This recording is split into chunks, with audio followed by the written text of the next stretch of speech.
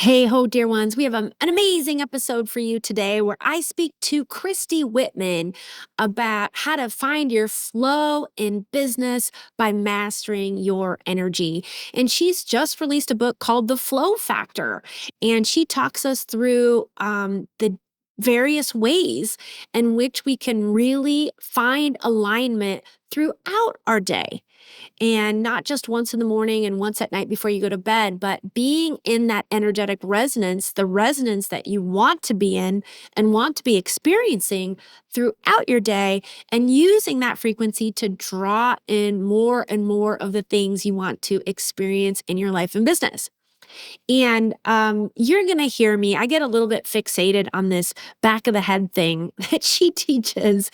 And I want to explain that before we even go into the interview, because you guys know me. You know that I'm myself a person who teaches on flow, and I feel like I have a good idea of how to be in alignment in my energy throughout my day. And so, however, that said, I do have definition in my human design, in my head, and ajna. And that means that when I'm in low expression, I can be a head case. Does anybody else relate to that? And certainly you can get up into your head if you have openness there too. But if you have definition up there, it just means that you can kind of consistently find yourself all up in your head, ruminating, over analyzing, going into analysis paralysis. And that's a real conundrum in my particular human design chart, because I also have an extremely intuitive energy where I'm a channel and I'm a direct connection to source, and I'm meant to be in the body and be embodying and channeling source, packaging up the messages from source and presenting it to you in a way that you can digest and integrate. And I definitely do that. And I love to do that and really find my flow in my body. But there is a push pull energy there. It's one of the built in conundrums of my chart. And we all have built in conundrums where we have push pull energy going on. Two opposing things about our energy are both true, but they oppose one another. And when you really lean into your conundrums and just find, this is a hard thing for me to put into words. It's ineffable, which means it's one of those things that just sort of transcends words. It's more like a feeling. You kind of can go to the edge of your conundrum. So if you take my conundrum of being both a great thinker and a great intuitive at the same time. So in one way, I'm not thinking, I'm just using my intuition, but yet in the other way, I'm really using my brain to like come up with new ideas and brainstorm. When I lean into that, what I realize about myself is I'm not just a channel. When have you ever heard me just channel something from source and say to you, have fun with that? And I think there is a time and a place where people should, if you are someone who is a channel and you want to channel source, sometimes there is a time and a place where it is just, the thing to do is just channel source and say to your audience, here it is. You take and run with it and see what it means for you. But I feel like when I'm in highest expression of my own energy, I'm channeling source. I'm crunching what source has given me in my brain. I am testing it out. I'm engaging in a lived experience of this channel from source. And then after I've chewed and crunched and experienced and skinned up a knee and maybe put some Band-Aid on it and maybe put a Band-Aid on it and heal, then I share it with you. And I think that is the beauty, the magic of my particular conundrum.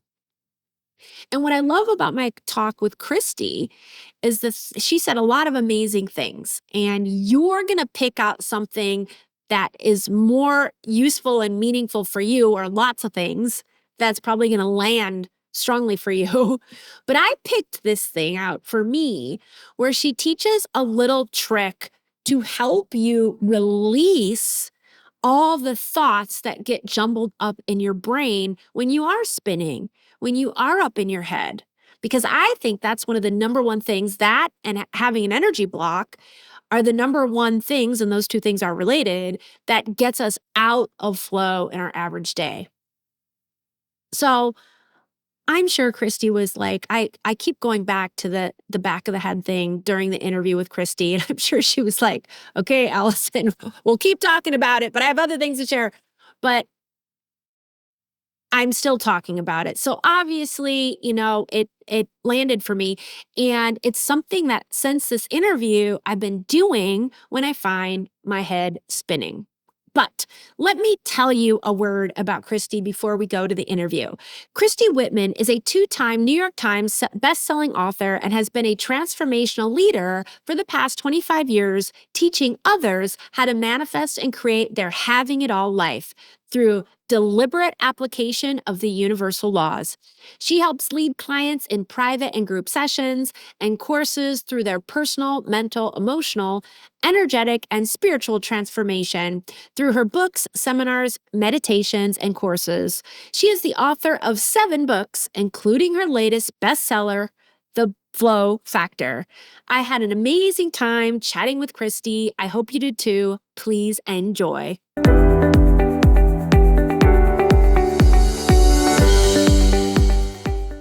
Welcome, Christy, to Soul Guide Radio. Thank you, Allison, for having me. Hi, everyone. I'm so excited to have this conversation. I am too. So you have written some very successful books. I think that's so cool. One of my clients is a book publisher. So I'm always working with her on messaging for her audience. Like, why would you want to publish a book? I don't know. I feel called to ask you that question. Like, how was your book writing journey? Do you consider yourself a writer, or do you consider yourself someone who wrote books to showcase your expertise, or somewhere in the middle? No, I'm definitely a writer. Like the information, I don't ever set out to go, today I'm going to write a book, or I think I have a book in me that I want to say, some things or whatever. It's like I literally get a assignment. It's like spirit comes through with a download. And because the Flow Factor is my latest book, it's my 7th book. It's been the same process for all of my books, where it's like, I get this nudge, I get this like kind of sense that something big is coming, and I need to write it down. I need to capture it. So I grab my pen, my journal, that kind of thing. And then I start writing, or I'll get nuggets in the middle of the night, or, something will start to, and then the momentum starts growing and growing. And I'll be just downloading for hours at a time. And it's usually through writing.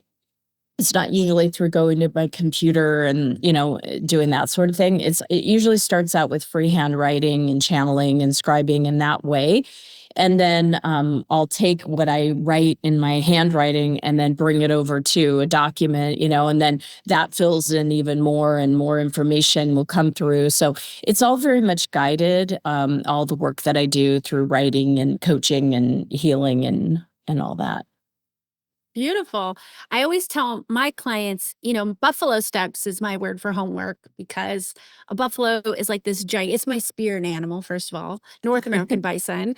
And, I grew up in the plains of the United States, and they're these gigantic vegetarians, and they only take a step. They are very mindful about the steps they take to preserve their energy and make sure they're getting to shade or to water or to a good scratching post or whatever. And so I always assign my buffalo steps to my clients, and tell them to hand write your answers for the very reason. I feel like it's such a connection into that intuitive side of our brain, and connecting to higher self, and really getting that divine flow flowing through you, which is what we're going to be talking about today. Yes. So I love the title of your latest book, The Flow Factor. That's really beautiful. So can you tell us how you describe flow? Yeah, flow is who we are. Flow feels good. Flow is that magical, co-creative partner that we have of all good things that we have access to at any given moment. So I know people have described flow as being in like, you're in the zone, or you're in this state where time, just flies by, and yes, it's all of that, but it's so much more too, because flow is really who we are. It's what we're connected to. And why it's called the flow factor is because we are also the factor. Like we, the human, if we are in tune with and focusing on the flow, the good feelings, the high vibrations, right, what we do want, then we are in alignment with it. And then we too also feel good. But if we are using our, say, free will and choice, right, or not, if we're in survival mode, if we're in that, primitive part of our brain that's in fight, flight, freeze, we're not using flow to our advantage, because the flow is always there. It's always consistent. It's always available for us. But are we in it? Or are we out of it? And we're the factor that determines if we are or not. Amazing. Yeah. So one of the things that I teach in my work is how people connect to and co-create with the spiritual realm at higher and higher levels. And I teach about our 5 spiritual gifts that we bring forth. And we are in flow and express flow in an infinite number of ways, but they fall into 5 key categories typically: intuition, healing, manifestation, teaching, and leadership. So, like communicating with the divine, healing with the divine, tapping into higher potential, co-creating with the divine, and just being with the divine.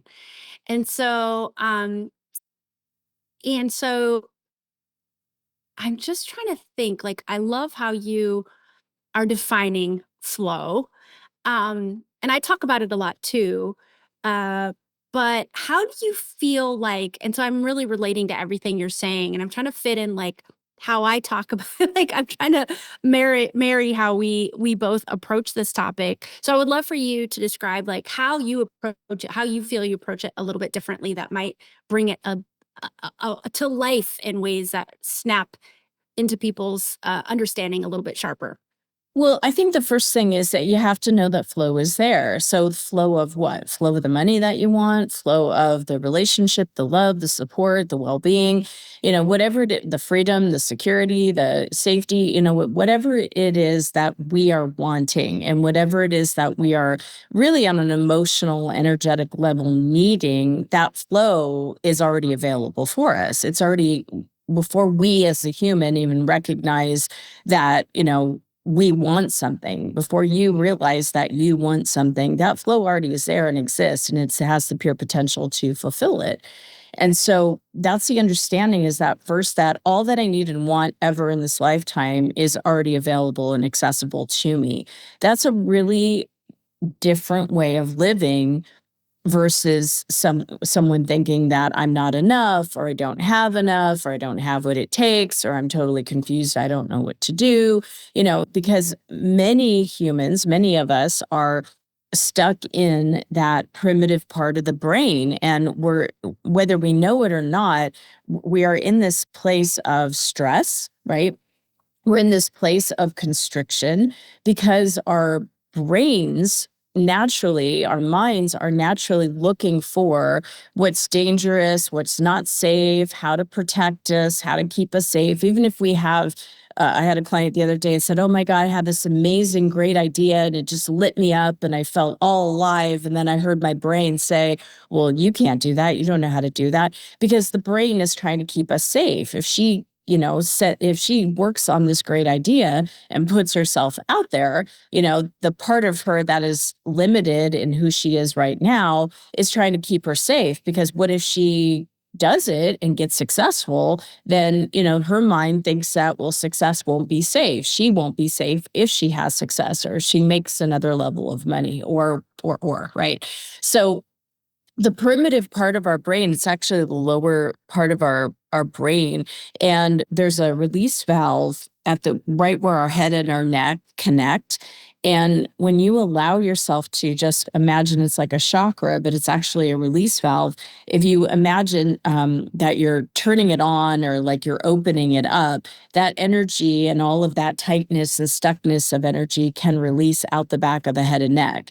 I had a woman the other day, I was doing podcasts, and she goes, I was actually looking for the lever back there. So there's no real lever. It's imaginary. So, but imagine like you're turning on a bath, you're opening up that part of the head and neck, because that part is really where we get stuck in, either if we're resisting or fighting with someone, and I don't mean just like physically, we could be in our heads, resisting and pushing against an idea. It could be resisting and pushing against an idea to succeed, like my client, or to get out there, to be visible, or, whatever the thing is. And as you just let that energy relax out the back of your head and neck, it literally starts to drain that out, because what happens is when this part of the brain is activated, the parts of the brain that are not activated are the third eye, or intuition, or, as Council, who I channel, calls the faith portal, is our third eye, our seven chakras. So these two main higher centers that connect us, and can bring energy through the pineal gland and through the prefrontal cortex, and are responsible for imagination and kind of creator consciousness. None of that's getting activated when the primitive part of the brain, when that fight, flight, freeze, when that stress response is happening. We have no activation in the front part. But as you let that go and you let the energy drain, now it gives movement and awareness to what we can then look forward to, what we can actually, with the front part of our brain, the prefrontal cortex, looks for as like, what do I desire? What do I want to create? What's my goal? What does my future look like? And if you're in tune with deliberately and with intention, creating those images and pictures in your mind, now you're in creator mode instead of that, survival mode. Mm-hmm. Yeah. So how do we get more into that creator mode, like in our business? So like, what are some practical ways as we, get started for the day to tap into that flow and invite more and more of that flow into business? Well, it's thinking that you and your soul are in this together. So I like to think as my soul, your soul is, it can never be disconnected from us. We as a human can turn our back and our attention from it, but our soul is always with us. So I like to think of my soul as already like my business partner. It's my co-creator in business, right? And, or in any aspect of my life. So, think about your soul as 5 feet above you, 5 feet below you, 5 feet in front of you, all the way around you, 5 feet behind you.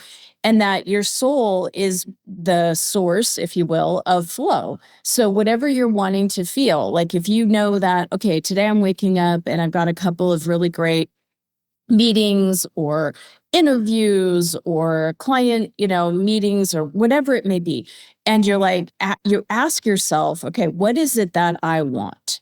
Like, how do I want this, not only this day to go, but those opportunities? What is it that I'm wanting to feel at the end of the day? And most of the time it's going to be success. I want to feel success. Like that was a successful meeting. Like I got the client, the money got in the bank, the contract got signed, whatever the deal is that you're wanting to accomplish, whatever the result is that you're wanting to accomplish that time in that day for you. And know that everything is energy, and that includes even in business. I mean, I do a light business mentoring with a group of people, because you can take all the action in the world, but if you're not aligned energetically, you're going to be working really hard. So the first thing to do is, when you're just even waking up in the morning, think about your whole entire day, not just what your career, your business, and ask yourself, what is it that I'm wanting this day to represent? What do I want to feel in this day? You get to choose the energy. I like to think of it as like, you've got a piano, right? And the piano has potential to play any song available, right? And even make up new ones, right? Because it has keys, it has tones, it has notes. And we are the piano player. So we choose the notes. We are the one that chooses, are we going to go play, Santa Claus is coming to town, or are we going to go play Van Halen or Bach, or what are we choosing that we're going to play?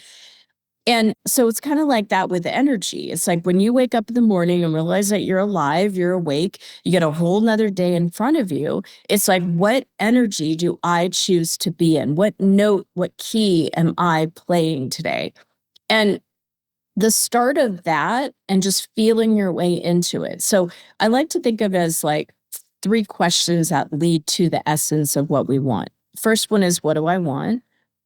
When we're focused on what we want, we're not focused on what we don't want, right? So when we're focused on what we don't want, we're in that constriction, we're in lack, we don't feel good, we're in that survival consciousness of, oh God, what do I have to do to protect myself?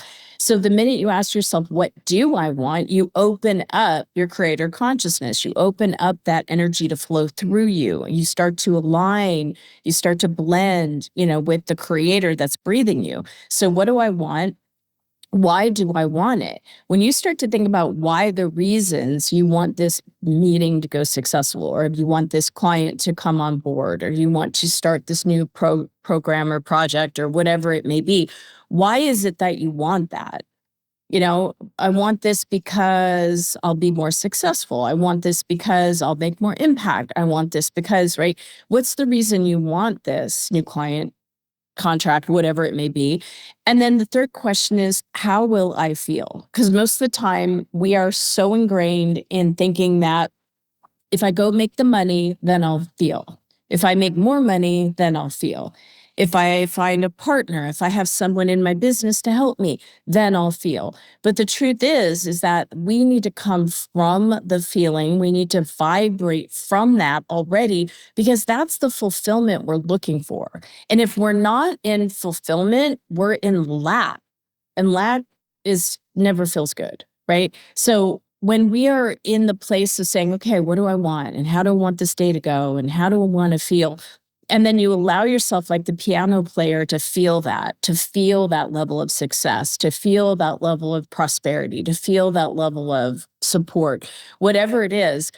That's how you start your day. And then know that this is all about managing and mastering your own energy. So just like throughout the day, we don't drink a sip of water just once, right? We drink throughout the day, right? We don't just wake up in the morning and go to the bathroom once. We do it throughout the day. We don't just eat once. We do it throughout the day, right? It's something that is part of our management of our entire experience, but it's the most essential one, because energy creates everything. So if you find that, you're doing well and all of a sudden your energy starts to dip at like 10 o'clock, or you had the meeting, right? Or something happens, it's a different kind of segment of your day. That's a time to just pause briefly and refocus again. What did I want? Did I get it? Yeah, celebrate that. Lock in that celebratory success energy. You might put your hand on your heart. You might give yourself a hug. You might do something that you feel the sense of, yes, I did it, right? You might do like the Macaulay Culkin Home Alone, yes, kind of pull your hand down. But doing something to acknowledge that you set an intention to create a vibration, within the same meeting. And then the meeting was over, it went well. Don't just be like, okay, next, acknowledge it, sit in it, soak in it, allow that energy to feel you and inform you, because then that will be the leapfrog for then the next segment of your day. And if you're not in that space, right, if you didn't have a great meeting, or something knocked you off before the meeting, every moment is an opportunity to reset yourself. And so to come back into that space of neutrality, I need to kind of talk about this for a second, but coming back into a space of neutrality, that will help you readjust and then choose the energy that you want. So real quick, there are 3 states of being that we can choose to live in, right? One of them is lack. I like to think of it as like 3 buckets. The first one is lack, and that's where all of the lower level emotions come from, all the way from sadness, powerlessness to boredom and everything in between, disappointment, disgust, anger, all of those, fear, doubt, worry, all of those come from the space of survival mode. And that's being in lack, limitation, right? And it doesn't feel good. You're in limitation and lack because you don't feel good. The second bucket, and it's just beyond vibrationally, it's like, again, the spectrum of keys on the piano, right? Just beyond that boredom is that note of, I'm okay. Everything's all right. I'm okay, right? You don't feel bad. You don't feel super excited over the moon, but you're like, it's okay. It's going to be all right. I'm all right. There's a place of neutrality. There's a place of coming back to, it's okay. I can breathe. I'm safe. It's going to turn out. It's going to be fine. You're no longer in the lack. And then the third bucket is abundance. So the neutrality bucket is where peace, harmony, those emotions, those tones, those notes, those vibrations that don't feel like freedom and love and excitement and joy, because all of those are in that spectrum of abundance. And our natural state is abundance. So we are the factor. Are we focusing our words, thoughts, perspective, emotions, and the actions that we take? Are we in lack? Are we in neutrality?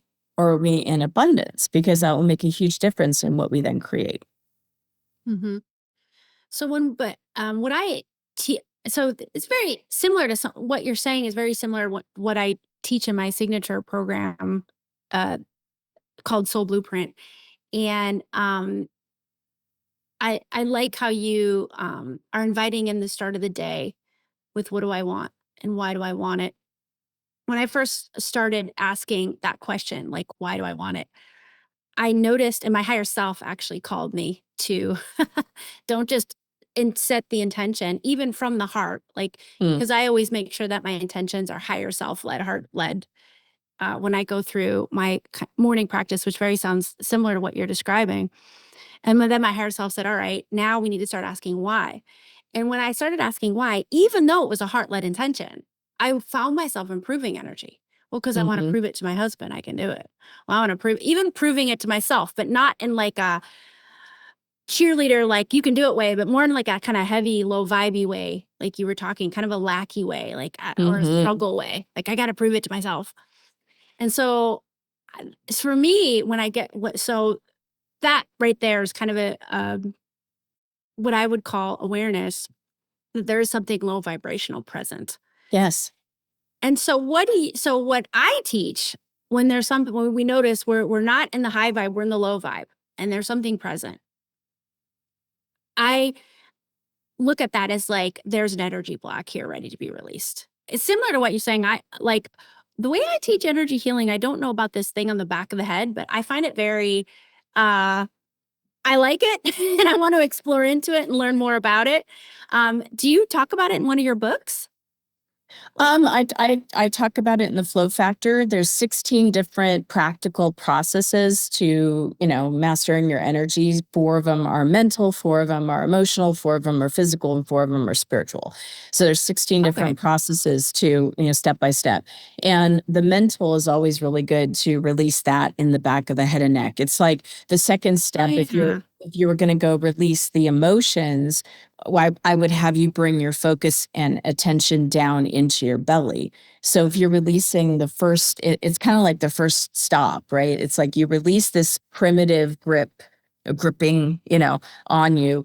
It releases and you feel like this sense of like expansion. And then you can bring in, higher vision. You can connect with different centers, right? Yeah. And then to release the energy and the motion, would have you go down into your belly, because that's your emotional body, right? And then feel the pulsation of that. But those 2 centers, because both mental and emotional, they work hand in hand, right? They're so connected. And it's like a tipping point. I talk about in the Flow Factor, the 4 bodies that we have, right? It's the mental body, which affects the emotional body, which affects the physical body, and which affects the energy body, which affects the energy that we give out. And so when you start to work with, like, it's like, which way are you going to go, right? Is this a mental thing that you're got going on? Is it say a mental block? Is it just a thought you're thinking and you just need to change a thought? Maybe it's not a huge block. It's just maybe something that you thought of something and had a negative perspective on it and ran with it, right? And so you just need to change that perspective. It might be that you do have some kind of a lower level emotional energy that's from the past that you need to release and let go of, right? Anything with the physical body is definitely mental and emotional that's just contained itself. And then energy, I mean, there's so many different ways. The energy body, I mean, we have our soul body, which is always pure positive energy, but we also have not just our pure positive soul body. There's energy that's coming off of the mental body, of the emotional body. So when you're clearing the mental body and the emotional body and the physical body, naturally, it's like a tipping point. Your energy starts to shift. But you could also start it from the energy. You could start bringing in light and working with clearing your energy body all around you, which then has an effect on your mental, emotional, physical body. Yeah. Yeah. That's interesting. I don't know if you're someone who tracks human design, but in my human design type, I have a defined head center and a defined ajna center, which means like I'm naturally a thinker. I'm a person who in my light, I'm like thinking great thoughts and like, hey, let's brainstorm this amazing idea and really get some juicy ideas going. But in my shadow, I'm a head case. And it's funny because I am such an intuitive, I'm a psychic medium, I'm a channel. And so I am often embodied in the heart and channeling and not actually in my head. But it is a push pull in my energy at the same time. Like how to balance all this. It's like in human Yeah. design, they call it the natural conundrum that's built in your chart, like balancing all this. So I find for me, because I know a lot about the energy and the other things, like, but that mental piece, but I know this is just me personally, and I know my listeners are interested in all four baskets. Um, I find that so interesting how to release that. So yeah, so why don't we walk us through again? Okay, so we got the four baskets, and all of us probably have the different lever that we need in our own lives to push. And you'll have to, you know what I mean? When I'm specifically talking about those times when we're stuck, right? Mm-hmm. We're out of Mm-hmm. flow. Mm-hmm. And let's talk about like, because my listeners are kind of advanced with this stuff. Let's talk about like when we don't know why we're out of flow. Like, hey, I have clients, I have health, I've got a great partner. Like, life should be great. Why do you Right. feel like crap? So, Right. walk us through like what you would recommend to me if I came to you and said, Christy, like everything's going so well in my life, but I feel like I'm not, yet I feel like I'm not in flow. Yeah. So I would first say that, when you're not in flow, again, you're in that first bucket of lack. So we need to get you into neutrality, right? And so a lot of times when we start looking, well, why am I not in flow? And why am I out of flow? And, what's the problem? We start going into the contrast, which is what we don't want. So a thought that I'm not happy or, just a feeling of I'm just not satisfied, that can be contrast. So could someone saying something rude to you or, something that you don't want manifest, so contrast comes in lots of different choices and options, but it's always going to be part of the human experience. So, but when you understand that when you're catching yourself not feeling good for whatever reason, it doesn't matter what it is, that's when we need to get into neutrality. And so the first thing I would say is open up the back of the head and neck. So again, it's just that place where right where your head and your neck, your spine come together. If you were to put your finger there and put your head back, you'd squish your finger. It's like right in that spot. And if you just imagine that energy is starting to release out of that, whatever you're worried about, whatever you're thinking about, just think about like from the left side to the middle to the right side. This all represents that fight, flight, freeze. And you just let this release out and release out the back of the head and neck. And just having that energy releasing out, it's a huge, it feels like just a huge healing. It just feels like just a huge shift. And then what you want to do is bring light down through the top of your head. So again, focusing back on the fact that you have your soul with you, you have this pure positive energy.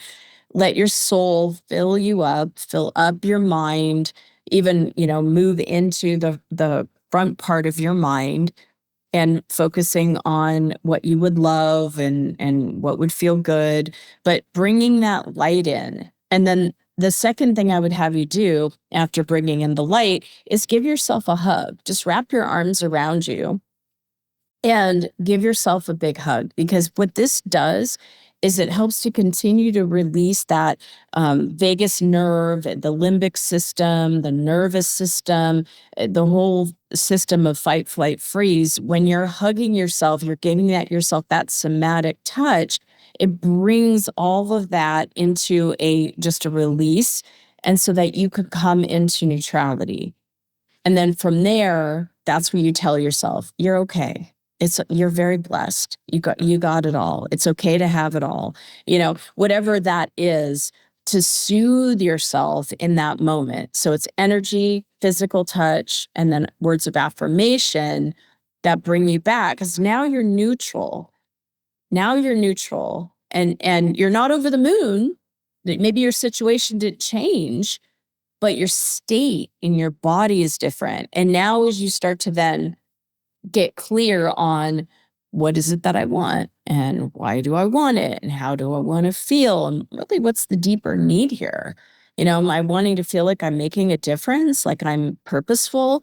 Then that's where you can meditate on. That's where you can connect with that feeling of being purposeful, that feeling of being free, safe, loved, supported, healthy, whatever it is, right? And that's where we then start to engage our mind and our imagination in what we want to create, not only now, but also in the future. Yeah. That was cool. I was doing that along with you, and that sorry, I'm like seized on the back of the neck thing, Christy. Because I think a lot of us, like, we get up in our head, and then that's when you are totally, just as you said. I always say, like, our intuition, all of our spiritual gifts and our flow, it like kind of lives from the neck down. It's not to say we don't get activated in our third eye and our crown eye chakra, not that, but if we're not embodied, right? If we're in that sort of neck up energy spinning, everything gets shut off.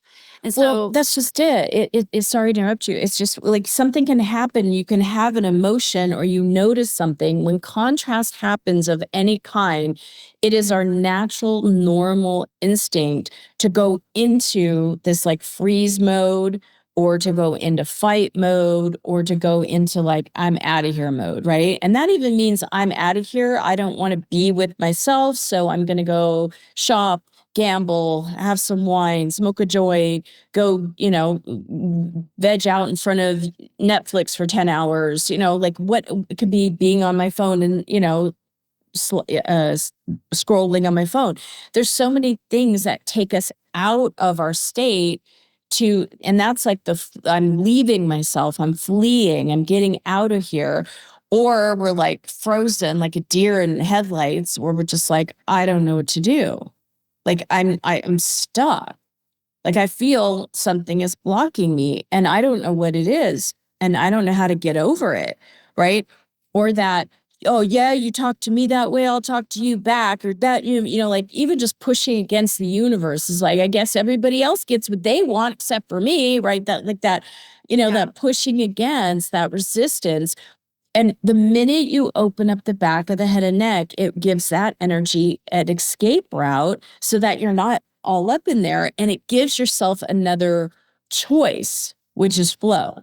Because when you're in that survival mode, there is no flow. Right? And so to choose flow even feels daunting. And that's why we got to bring in that neutrality, because that neutrality, that bringing in the light, hugging yourself, saying words of affirmation, now you're coming into alignment with pure positive energy, with your soul. Now that's where that moment of flow starts to move through. Mm-hmm. But if it's stuck back here, I mean, we can't function from the front, from our higher spiritual centers, we can't even feel ourselves. Correct. Because we're just there, I also like the hugging yourself. It makes me think of my 9-year-old daughter who is diagnosed with ADHD, and she has the type of ADHD where she gets overstimulated. She doesn't have the filters up that neurotypical people have. I don't know the best way to say it, but she can get very easily overstimulated. And of course, when she's overstimulated, that whole fight, flight, freeze, us like activated on high. And she is not a kid. And most neurodivergent kids and people aren't wanting to go in and talk about it and tell me exactly how you feel. And let's talk through this. Right. But the thing that always calms her down immediately is a hug. But when she's in fight, flight, or freeze, she doesn't always want a hug because she'll Yeah. be like, get away from me. I'm like too stressed for a hug. So what I do is I put pressure right on the heart space. And because it calms her almost immediately, she'll allow me to do it even when she's really pissed off. So I just like put the pressure, right on her chest, press down, and then all of a sudden I can feel her coming down. And so I never thought about hugging myself. I know to do it to her, but I love the idea of doing it to myself. Yes. That's really a very cool practice. Yeah, I mean, it's one of those things because you could be at the grocery store, you could be at the office, you could be anywhere. And it's like, it's not like, oh, I can't hug myself. I left my hands or my arms at home. You've always got your arms with you anywhere you go. I mean, someone could cut you off in traffic and flip you off. And it's like, that didn't feel good. Hug yourself. You could be standing in a really long line at the grocery store. You could literally just wrap your arms around yourself. I did that. I shifted my energy standing in line at a Starbucks one day. And I heard myself, I made a mistake on my schedule for an interview. And I thought I missed out on the opportunity because I had been traveling and it was like I got the time wrong because of the time zone. And so I missed it. And I was standing at Starbucks about to get a tea. And I heard myself say, how could you be so stupid? And I was like, wait a minute. No, I am not stupid. I made a mistake and that's okay. And I literally wrapped my arms around myself in that moment in line at the Starbucks. And I felt my soul with me and I hugged myself and I said, it's okay. I'm smart, right? I am smart. I made a mistake. I'm also human, right? And so I could just feel the stress, the worry, dissolve as I'm standing there in line because the somatic touch, which you're talking about with your daughter by putting your hand on her heart, that is really, it's so settling and it's so important for us as human beings. Like some people are like, don't touch me. I don't like to be touched. Right. And if you don't like to be touched by other people, touch yourself because then it gives you that same level of comfort and soothing that all of us want and need. Yeah. I love your Starbucks example because I think some of my clients kind of have this idea that if we're engaging in these spiritual practices and we're doing the healing and we're doing all the things, that we should start manifesting kind of a conflict-free or challenge-free life. And I always say spiritual growth is not about having a challenging free life. It's about how do you respond to life's challenges. And I feel like your example is so brilliant. Like, Thank you. missing out on a big opportunity. Like I'm someone who like that kind of stuff really triggers me. I don't know. Like I think I've got some past lifetime wounding around not showing up for appointments or something. So I love that you were just like, oh no, you're like, no thinking mind or ego mind or whatever. I am not stupid. Like Right. you had such a wonderful response. You didn't react. You really responded. And so that you could return to your flow. Well, the more you do this, the more that you start practicing this and realize that we have this primitive part of the brain. And anytime something that we don't want, we feel stressed, something happens that we don't want, that's our natural, normal reaction, right? And it's okay because the idea, I used to be like that too. I know law of attraction. So that means my life will forever now be perfect. And I remember the first time, and this is probably 30 years ago, I remember the first time I was supposed to get on a plane and the flight was delayed. And I was like, I know law of attraction. Hello, I'm practicing spiritual principles here. Like, why is my flight delayed? Right? It's like contrast happens. And there's varieties of contrast that happens. So it's not about most of us are trying to get rid of all the contrast and trying to avoid having any type of contrast, but we're wasting our life force energy for doing that. Except that there's contrast, a flight gets delayed, you miss an appointment, the line is long, someone said something rude. And then, right? It's like, and then how do you get into flow, even though this universe, this polar third dimension reality that we live in has some stuff you don't want? It's like, that's where you navigate. And the other option, the other choice is flow. It's like fight, flight, freeze, fawn, and flow. That's an option. This keeps coming up, so I'm just going to share this. I have a dog. He's amazing. I love him. He's a Labradoodle. And whenever I have like this casita is my office, and so it's separated from my house. And so whenever, I'm about to go in and do some healing work, my dog will look at me like, can I come?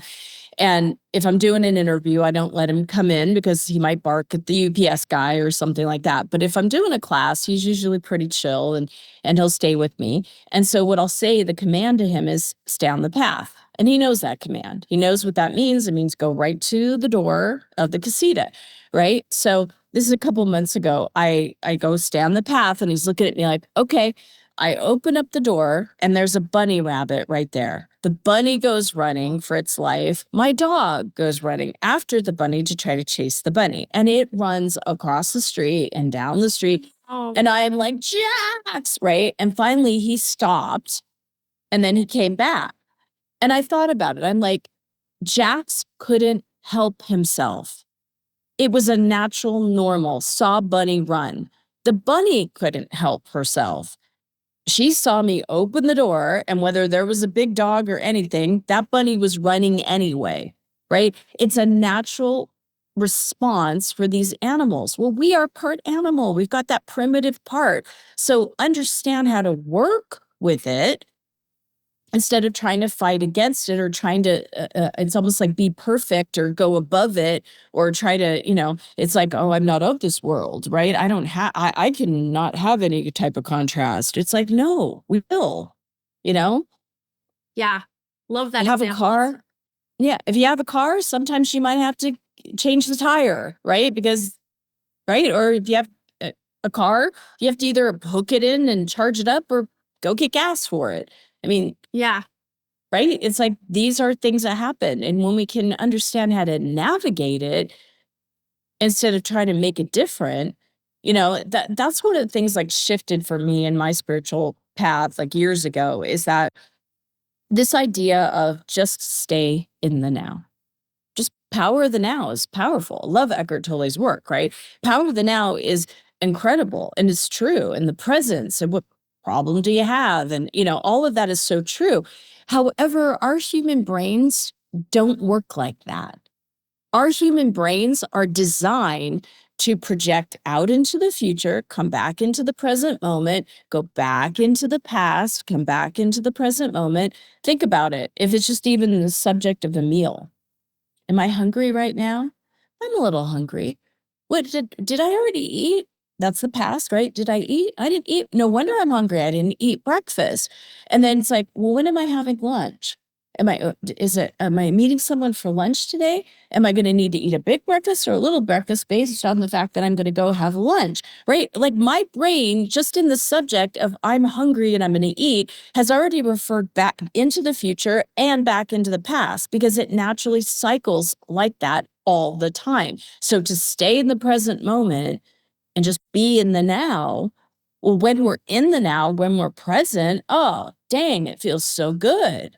Right? But that brain of ours, and you can't change it, but you can work with it. Oh, it's navigating the future. So now I'm going to make sure that I am creatively and with intention projecting a future that I want to create. And if I get snagged on something in the past, that's just energy. I can clean that up.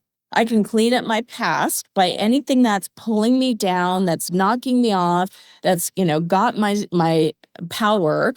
I can clean that up because ultimately to be in the now moment and to think about the past and have it be a giggle or have it be something that fuels you in your now And to think about the future that you're excited about that brings you in the now. You're in the now more presently because you feel good in the now.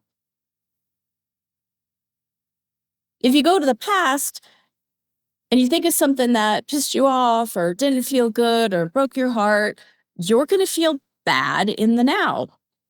If you're projecting into a future that's scary, that is you're stressed about, that's full of lack, you're going to feel bad in the now. Mm-hmm. So Yeah. it's like the three aspects of time. There's now, there's the past, and there's the future. I had a long argument, a discussion with my son Maxim yesterday about there is no time, only now exists. And I'm like, I agree, and yet all time is simultaneous. So the past, the present, and the future are all happening right now. And we were getting into this discussion. He's like, but you can't have a past. And I go, Max, do you remember when we went on this trip, da da da da da? And he goes, yeah. I go, that's in your past.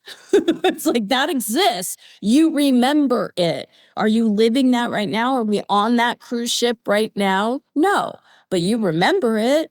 And because you remember it and all the other things that you remember, for most of us, it wasn't pleasant things that we remembered. That's still informing us in our now. Mm-hmm. But that's the cool thing, is that that part back then, whether I was 2, 10, or 12, or 15 or 35, those parts, those exist, but they're holding energy, right? Are they holding good energy? Are they holding bad negative energy? Are they stuck in lack? Are they in neutrality, or are they in abundance? And you can always, even from this now moment, those parts that are in the past that are stuck, that are in that survival mode, that didn't get to release the back of the head and neck and come back into flow, you can bring them back into flow, even if it's in the past.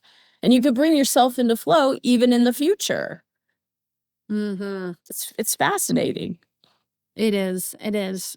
I really appreciate the way you broke this down, and it feels so accessible for all people, no matter what stress levels are or whatever's happening in someone's life. So I really appreciate how you were so generous with your wisdom today. And I know a lot of our listeners are going to want to get their hands on the Flow Factor and your other 6 books and learn more about you.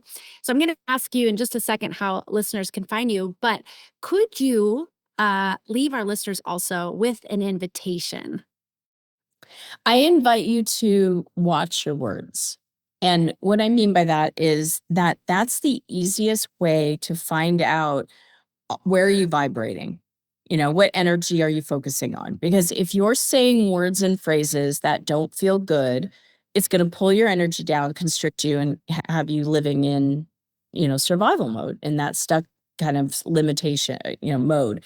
But when you're saying words and phrases that feel expansive, that feel good, that feel freeing, now that's also affecting your creation. So I would say my invitation to you is watch your words.